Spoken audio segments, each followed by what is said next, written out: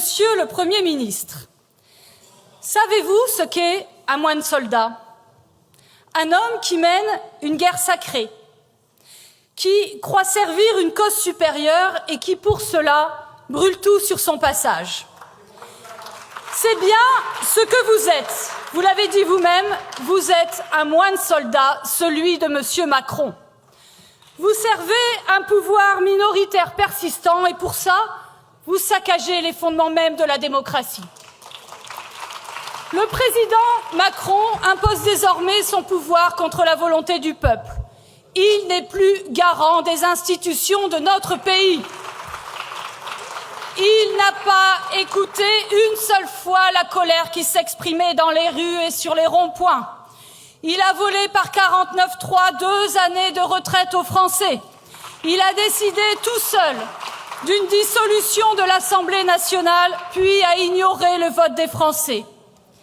Battu dans les urnes, il a poursuivi une politique rejetée par le pays et il s'arroge à nouveau le droit de désigner un gouvernement de vaincus.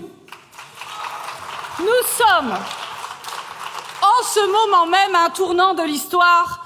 La politique néolibérale en faveur des riches et des multinationales, celle de M. Macron, est massivement rejetée par le peuple. Elle ne peut continuer qu'en étant imposée contre le peuple. Nous y voilà.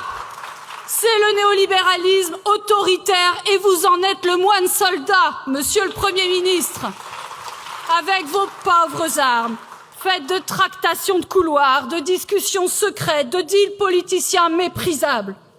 Vous trahissez l'esprit de la République et son principe premier, le gouvernement du peuple, par le peuple et pour le peuple.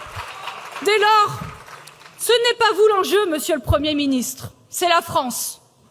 Chers collègues, censurer aujourd'hui, c'est exprimer notre attachement viscéral à la démocratie. C'est sauver la République du fanatisme de ceux qui prétendent aimer la France tout en la mettant sous tutelle. C'est dire à nos concitoyens que leur voix, elle compte encore, qu'ils peuvent être respectés et qu'en ce lieu, la conscience républicaine n'est pas morte. Monsieur le Premier ministre, comme moine soldat de Monsieur Macron, vous avez participé pendant 8 ans au saccage de notre économie. Il n'y a jamais eu autant d'entreprises qui ferment. Les salaires, les investissements productifs chutent. Les souverainetés industrielles et alimentaires sont en très grave danger. Les fins de mois des Français deviennent insoutenables. Vous avez dévasté l'économie du pays. Et votre budget, que vous dites sérieux, fiable, va amplifier le désastre. Les instituts économiques le prédisent, ce budget nous fera terminer l'année avec les pires résultats économiques des puissances européennes. 30 milliards de nouvelles coupes budgétaires et évidemment un très grave effet récessif. Par la baisse du pouvoir d'achat de toutes les classes populaires, ce sera un saccage pour les centaines de milliers d'auto-entrepreneurs qui devront désormais payer la TVA. Un saccage pour les TPE du bâtiment qui subiront de plein fouet la nouvelle baisse des aides à la rénovation énergétique des logements et tant d'autres. Les agriculteurs qui subissent les traités de libre-échange, boulangers, bouchers face à la hausse des factures d'énergie. Votre politique dévaste la production et des millions de petites entreprises. Tous les budgets qui font l'unité de notre nation seront amputés. Ceux du logement, l'aide alimentaire ou encore le budget des Outre-mer avec une baisse de 200 millions d'euros. Ce sera aussi un saccage de notre planète et de notre santé. Vous amputez de 84% le budget dédié à la sortie des pesticides et dans le même temps, les gens qui souffrent de cancers liés à ces pesticides, eh bien, ils devront payer encore bien plus cher pour se soigner. Votre budget relève d'une forme de dévotion, une dévotion cruelle, une dévotion au marché financier et à la dette qui ne peut pas finir autrement qu'en saccage. Alors je le dis à tous ceux qui ont été élus pour rompre avec le macronisme, ce saccage budgétaire aura lieu si nous ne censurons pas. 149.3, certes, mais le moine soldat empruntera bien d'autres chemins pour réussir sa mission, à commencer par les ordonnances. J'en viens maintenant au cœur du débat de ces derniers jours, la réforme des retraites et son devenir.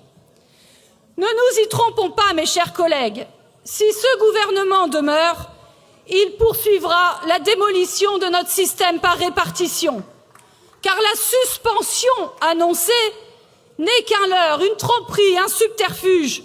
Au mieux, un très bref report glissé par un amendement budgétaire dont rien ne garantit la présence dans le texte final. Et même s'il s'y trouvait, cet amendement confirmera, actera la retraite à 64 ans. Cet amendement sera payé très très cher par les retraités. La baisse des pensions de 17 millions de retraités, de 300 € en moyenne par an. Et cet amendement sera noyé dans un budget de destruction de la protection sociale. Entendez bien, doublement des franchises médicales, baisse des allocations de 13 millions de familles, de plus d'1 million de personnes en situation de handicap, baisse des APL de 300 000 étudiants. Et pour faire passer cet amendement de petit décalage de la réforme des retraites, collègues socialistes, il faudra voter tout le budget de sécurité sociale. Voter, par exemple, la remise en cause de l'aide médicale d'État. Et ça, vous ne le pouvez pas et vous le savez. Enfin, cette grâce de Monsieur Lecornu rouvrira la voie à la retraite par capitalisation par la conférence sociale. Alors, vraiment, si cette pseudo-suspension des retraites est une victoire, c'est bien pour le président et pour tous ceux qui le soutiennent. Mais vous tous, qui avez été élus pour abroger